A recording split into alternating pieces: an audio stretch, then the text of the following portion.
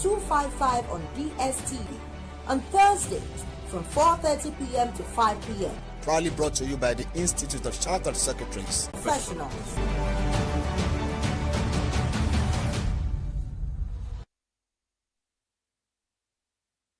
And thanks for joining Corporate Governance Platform.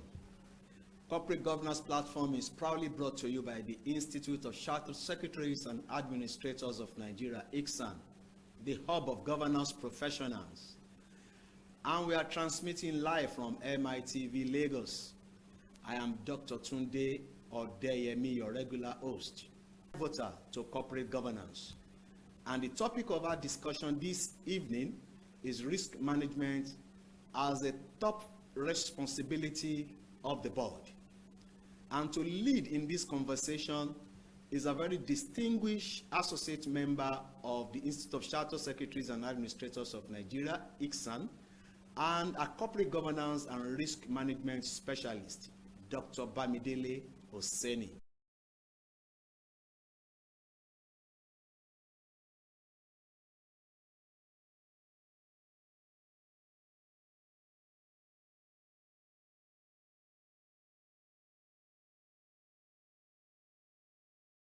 Zero 2323-1287. I take the number again. Only text message to 080 TV screen. So, Dr. Oseni, Yes. why? Let me start by saying that It's the third line of defense. In risk management, we have what we call first line of defense, the risk owners, the risk takers. That's the first line. Marketers, traders. The second line of defense are the risk management team, internal second control. line of defense. Second line of defense. Okay. They call risk management team, finance. The third line is internal audit and board of directors. The internal auditor is to provide an assurance that the risk management is properly managed in line with the risk appetite of the institution.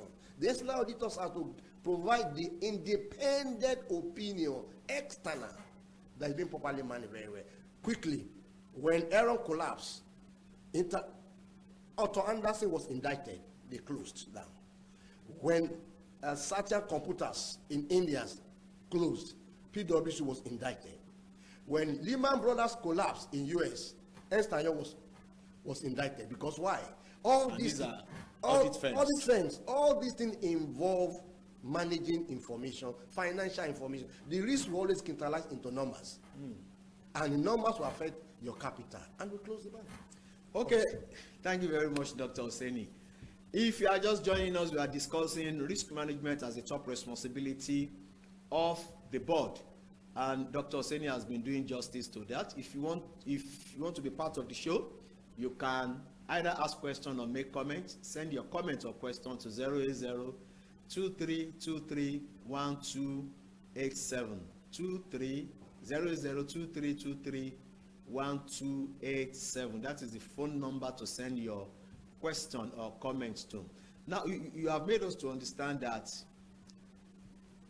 we have first line of defense, second line of defense, then we have the external auditors. And the third line, which are the third line. Which are the third line. Now, what role can information technology, it's information, IT is everything now.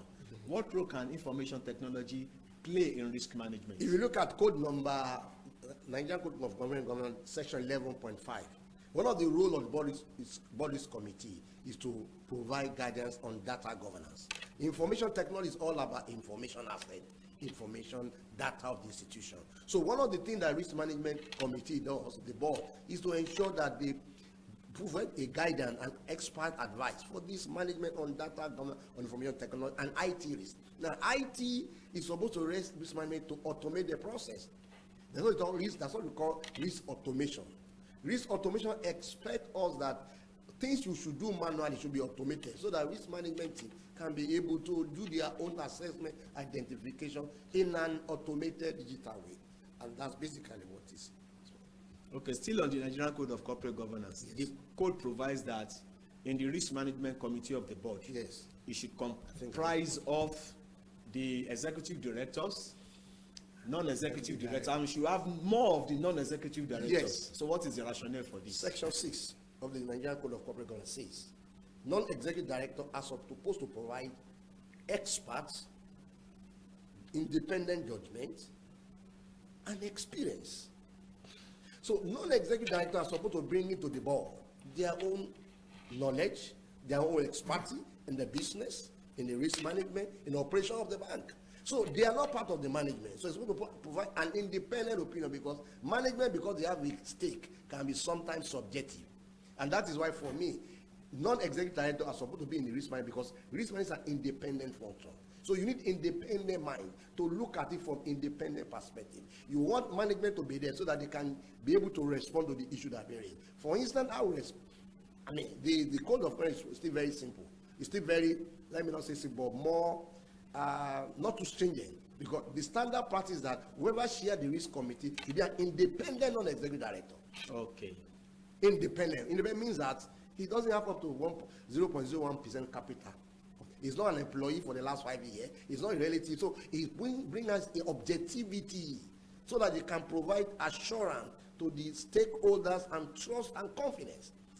Okay, I have a question from one Mr. Bamidele. His name is Bamidele Adeogun here. Yes. He said, "You are doing very well, sir, but can risk management forestall corruption in corporate organization?" Now, let me tell you very clearly. Risk management is not to stop risk. It's to manage risk. It's not to eliminate, it's to manage. Manage within your appetites. So, what risk management can do to concerning corruption is to reduce the level of corruption. It cannot wipe it out. So, we need to understand that. So, Mr. Bamidele, you need to understand that risk management cannot wipe it off completely, but it can minimize corruption. Now, look at this question. In what ways do you think whistleblowing policy of an organization can facilitate sound risk management? If you have, before I came from Uganda, there was some people make a complaint that a particular receptionist is giving a problem about visa approval. Now, I don't work there. Now, if they pass that information, they whistleblow to the officers of the embassy. Okay. Now, 3 people gave a concern, and that is not just unethical, it's illegal. Now, that alone will help the embassy to manage the activity and process very well. So, whistleblowing, according to Section 90, is actually help risk management to identify illegal activity, as activity that are not properly, that are not complying, and escalating. Now, I don't want to mention nations. There are nations that they pay, and they pay their staff, the staff of an organization, to disclose unethical practice without telling their organization, and they will pay them some percentage for whistleblowing. For whistleblowing. For instance, if somebody in an organization says our company is not paying tax very well, and the government is able to raise 50 million from that tax, they will give him 5 million, 2.5 million. Wonderful. Now, do you think ICSAN training for chartered secretaries can equip one to have a sound knowledge of risk management? Yes, and I also want to tell you to the same. You see, risk management is an ongoing process. It's a marathon journey. It's not a sprint. So therefore, what the Institute have started was a welcome thing. Integrating risk management knowledge training into all facets of the learning. The fast track we had it. Then I think I'm sure they also have started something for the student. So the process they've started is now this is another opportunity. So, but what I would say is that for every chartered secretary, what you do with risk management and how you go for risk management is your own decision. How much training you are equipping yourself, what knowledge are you, it's don't just to become very static or just doing things as normal. You need to, so risk management is a journey. Some of us have been trying to risk management for over 15 years. We didn't just start speaking like this. And I think that's my advice to my fellow chartered secretary. But Institute has started on a very good note. And I think we should just increase it more. Okay. When you started, you made us understand what is enterprise risk management. Yes. So what is the relevance of enterprise risk management in risk management strategy? If you have enterprise management, you're able to identify opportunities. Okay. Your risk assessment will tell you there's an opportunity. I keep on telling people, risk has 2 phases. There's uncertainty positive There's uncertainty negative. The uncertainty positive is what they call opportunities. The uncertainty negative is what they call loss. So therefore, if an organization puts in a strong enterprise management framework for, number one is that you're able to see your opportunities. Number two is that you have entity risk. Remember when we're talking about entity risk, enterprise. You're able to get entity risk. You know your risk, the entire enterprise risk. That's number two. Number three is that there will be no surprises. You can plan your strategy. Effect, no surprises. You are able to know your risk. You are able to know the losses and manage everything appropriately. You integrate it. So risk management, enterprise management also help you to be able to be a specialist in your area. You know where your strength is. By reason of income that is coming, you can focus more on it and grow it and expand it. So you reduce losses. You minimize losses. You plan very well your strategy. And at the same time, there are no surprises. And you can know what are things that can affect your business and manage it appropriately. What is your advice to corporate entities out there on the issue of risk management? The board should take a leading role, a tone from the top. A tone from the top. Let the board of directors be seen taking the lead and driving enterprise management. Number one. Number two, the board of directors and senior management should walk the talk, not just talking. Not just walk the talk. Walk the talk of risk management. Number three, it should be a lifestyle. It's not just a compliance tool. Number four, it should be a business tool. DFI, Development Financial Institution, IFC, they want to see an organization that has a risk management tool. It's become a business tool for you, not a compliance tool, not a regulatory tool. For me, I think that is the way. If the board is able to walk the talk, if you're able to lead, set the signal, we are very interested. I cannot mention institutions that they made loss in 2017, and because of that, a global bank, and because of that, they have to close down operation in Africa. Wonderful. So therefore, organizations that want to go for risk management, let be a tone from the top. Risk managers are not your enemies; they are your friends. Okay. They don't kill business; they want to add opportunity to you. Okay, thank you very much, Dr. Bamidele Oseni, for sharing your thoughts on the subject of risk management. I believe our viewers have one or two things to take away. I'm taking this one away. As a board, you need to walk the talk when it concerns risk management. Thank you very much. Thank you, sir. And for our audience, our viewers, we would like to thank you for being part of today's show. Our production team also want to thank you for doing a very wonderful job. Before I wrap up, I would like to take this announcement from our sponsor, ICSAN.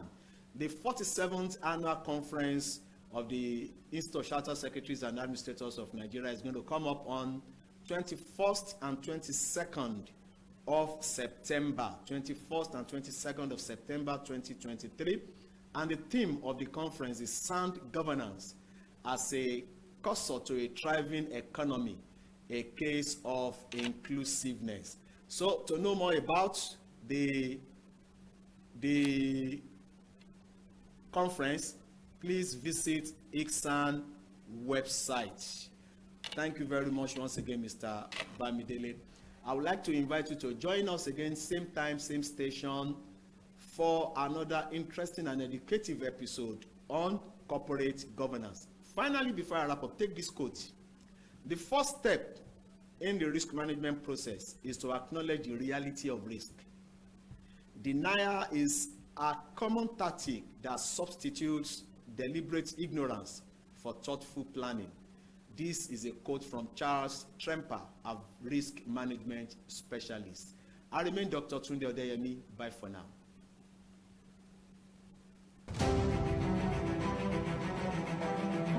For the effectiveness of Board of Directors, Sustainability of business. importance of ethics and corporate brand, Roles and responsibilities of Chartered Secretary. and for all that you need to know about the principles and practices of corporate governance, Join the conversation at Corporate Governance Platform. showing on MITV UHF 43 and channel 255 on DSTV on Thursdays from 4:30 p.m. to 5 p.m. Corporate Governance Platform, proudly brought to you by the Institute of Chartered Secretaries and Administrators of Nigeria. ICSAN, the hub of governance professionals.